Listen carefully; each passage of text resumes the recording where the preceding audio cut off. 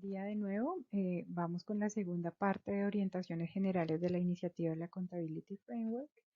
Les recomiendo ver este video después de el video AFI Introducción 1 para poder estar más contextualizados.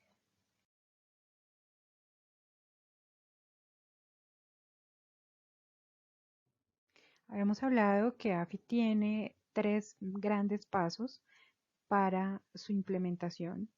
El primero es el de establecer compromisos. Establecer compromisos habla de desarrollar nuevos compromisos o refrescar compromisos actuales, ya sea porque se habían formulado previamente en la empresa, se quiere mejorar su implementación, se quieren introducir nuevos elementos para su implementación o se están adhiriendo a nuevos compromisos, como es el caso, por ejemplo, de Alquería con el tema del Acuerdo Cero de Deforestación y Protección de Páramos, donde se han firmado unos compromisos que vienen desde el año pasado, desde mayo de 2019, cuando Alquería firmó el acuerdo.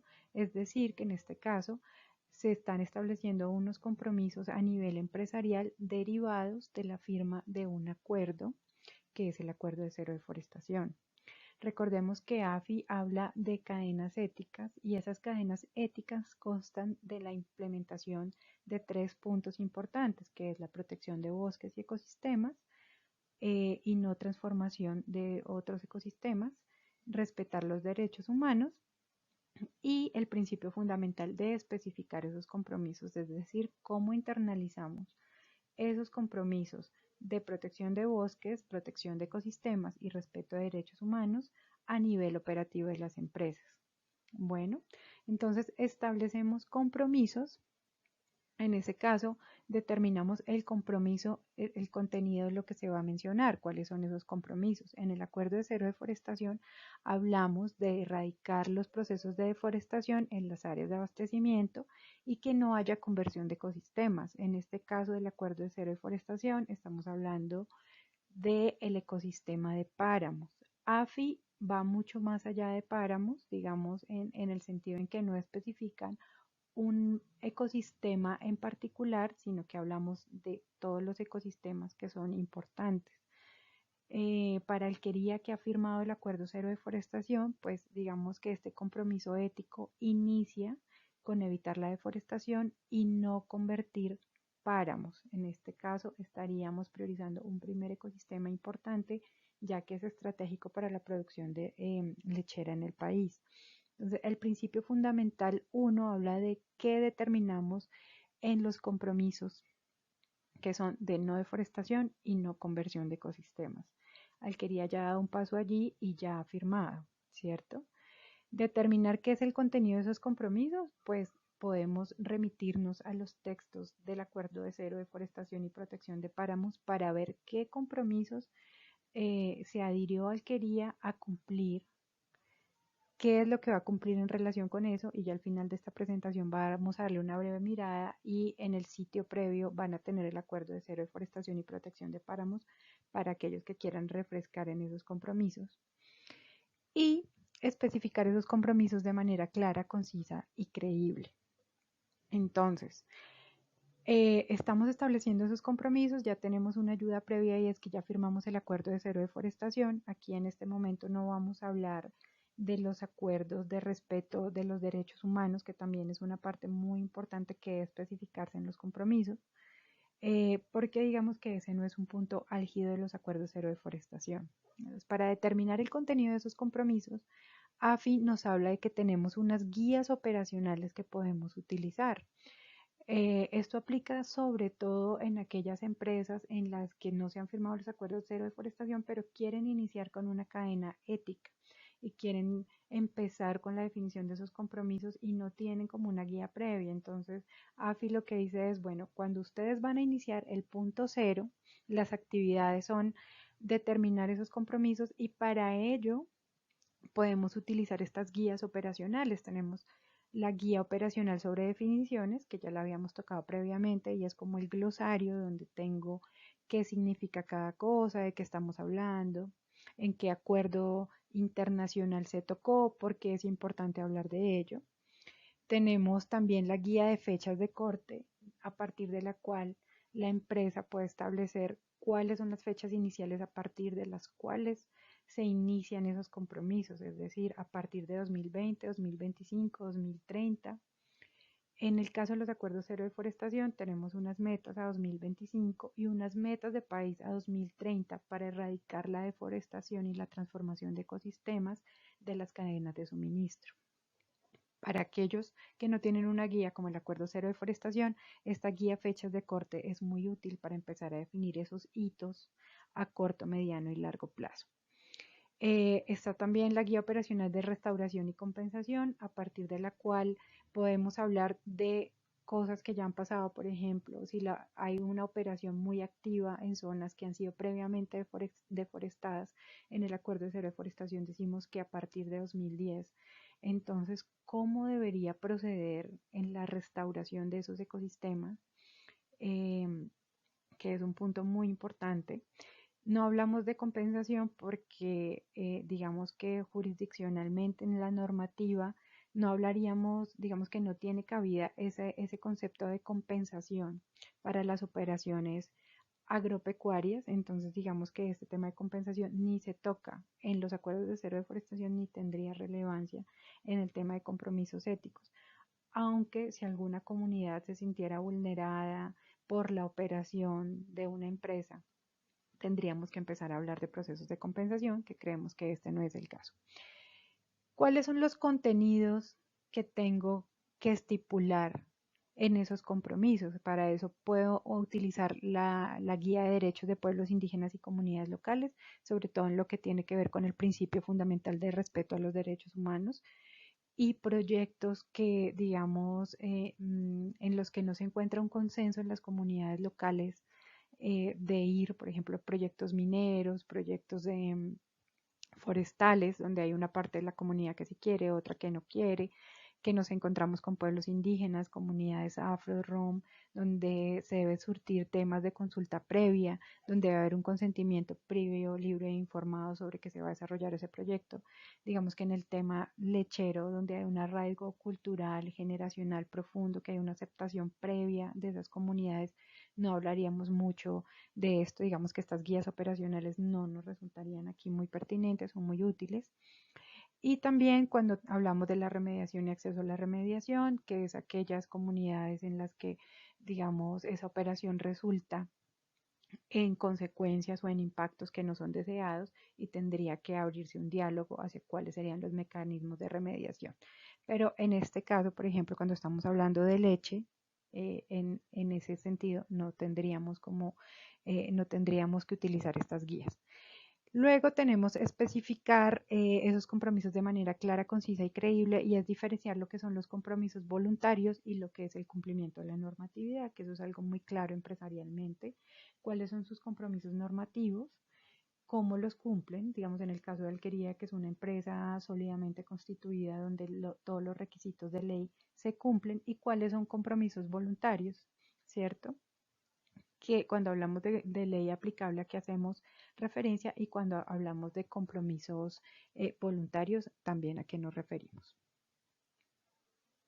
Luego tenemos lo que es tomar acción. Entonces, una vez ya hemos decidido nuestros tres grandes compromisos para lograr una cadena ética, de nuevo, que son la protección de los bosques y los ecosistemas a través de evitar la deforestación y la transformación, respetar los derechos humanos, y ya hemos especificado esos compromisos o nos hemos adherido en este caso a un acuerdo que especifica parte de estos compromisos. El siguiente paso es tomar acción. ¿Cómo tomamos acción? Primero tenemos que ver cuáles son los sistemas de la empresa, en este caso sistemas de gestión, todo lo que es el sistema de gestión documental. ¿Dónde tengo que empezar a incidir? ¿Cuáles son los instrumentos, los protocolos, los documentos que tengo que empezar a cambiar en la empresa para poder cumplir esos principios fundamentales de no deforestación, no transformación y respeto de los derechos humanos, ¿cierto? ¿Dónde están esos puntos? Lo más importante, como siempre, en un sistema de gestión, y que aquí también, como ustedes ven, AFI se está muy alineado con los sistemas de gestión, es que el CEO de la empresa conozca y divulgue públicamente la intención de la empresa de cumplir con esos compromisos, que estén plasmados en la política empresarial, que lo conozcan todos los miembros de la organización. Esos compromisos sobre los que nos hemos fijado cumplir esas metas para cadenas éticas. No deforestación, no transformación de ecosistemas y respeto de los derechos humanos. ¿Qué tengo que hacer también? Pues tengo que revisar mi sistema de trazabilidad. Tengo que ver cómo gestiono la cadena de suministro porque el cumplimiento de estos compromisos no es solamente a nivel de donde se encuentra la transformadora, sino de todo donde estoy impactando con mi operación, toda la cadena de suministro. Y eso quiere decir jurisdiccionalmente dónde están ubicados mis proveedores, por dónde se transporta mi producto, cuando llega a la empresa, a la fábrica donde se transforma, y luego cómo lo entrego a los consumidores. Es toda la gestión de la cadena de suministro. Allí tienen que estar muy presentes cómo cumplimos con esos compromisos de cadena ética, de no deforestación, no transformación y respeto de los derechos humanos. Para eso tengo que evaluar cómo está funcionando mi cadena de suministro. Como eso se da en varios espacios geográficos, tengo que ver cómo me articulo con los diferentes actores de esos paisajes, de esas regiones, para establecer una colaboración, porque esto no lo puede hacer solo la empresa. Se requiere de la colaboración gubernamental, ¿cierto? De otras empresas privadas, de las comunidades locales que allí viven. Hay un tema muy importante de planificación del uso de la tierra, que digamos que en este sentido se toca, pero creemos que en el acuerdo de cero deforestación y en estas metas, digamos que no es que no sea importante, sino que tiene una relevancia menor y es el planificación del uso de la tierra, es donde la compañía compra nuevos terrenos, si las comunidades locales que están allí están de acuerdo o no, la historia de la titularidad de esos territorios, que no haya sido de usurpación, de violencia, por ejemplo, y eso también el manejo de la tierra. Y si es un proyecto que va en contravía de la comunidad o que digamos tiene algunos choques y se tienen que establecer algunos temas de remediación y reparación. Para esos principios, entonces también tenemos unas guías operativas, las de consentimiento libre, previo informado, como ya les hablé antes, pues es una guía que digamos no aplicaría ahora. La de derechos de pueblos y comunidades locales, pues sí nos da digamos como unos lineamientos de relacionamiento con las comunidades locales, en el caso de que tengamos fuerte componente indígena y de otras comunidades. Cómo nos relacionamos con pequeños productores, que es una guía muy importante en el tema del trabajo con alquería, el tema del manejo de la cadena de suministro. Por último, cómo demostramos ese avance, es decir, cómo controlamos el avance, el control, la verificación y cómo ponemos esto en informes y en divulgación pública que cumplan con unos estándares y que le dejen saber a la comunidad en general cómo es el trabajo que está desarrollando la compañía y por qué sí están trabajando para cumplir metas éticas en el suministro. Tenemos varias guías operativas. Aquí mencioné unas, pero tenemos también la de monitoreo, la de logro de compromisos a través de la cooperación, la de restauración y compensación. Todas son unas guías operativas a partir de las cuales el marco de referencia nos da lineamientos para saber cómo avanzamos en el cumplimiento de los compromisos, cómo me relaciono con los pequeños productores, cómo debo evaluar mi cadena de suministro para ver cómo se están dando los temas de trazabilidad, cómo debo monitorear que no haya no deforestación, que no haya transformación, que se están respetando los derechos humanos, cómo debo trabajar con las comunidades locales y demás actores en el territorio para lograr compromisos a través de la cooperación, y muy importante siempre tener en cuenta términos y definiciones, el glosario.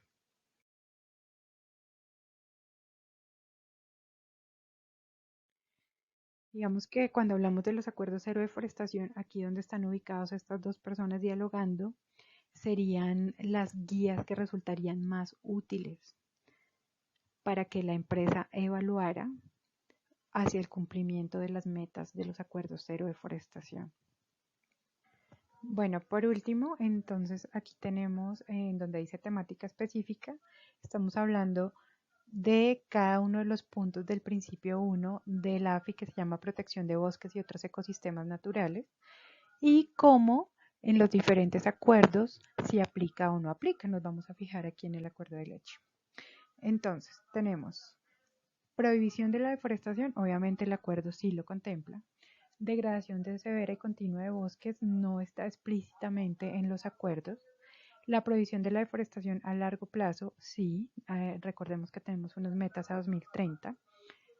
Luego tenemos una protección de valores de conservación y en leche hablamos de sí, no como valores de conservación en una metodología específica que se llama los ABCs, sino como servicios ecosistémicos o ambientales.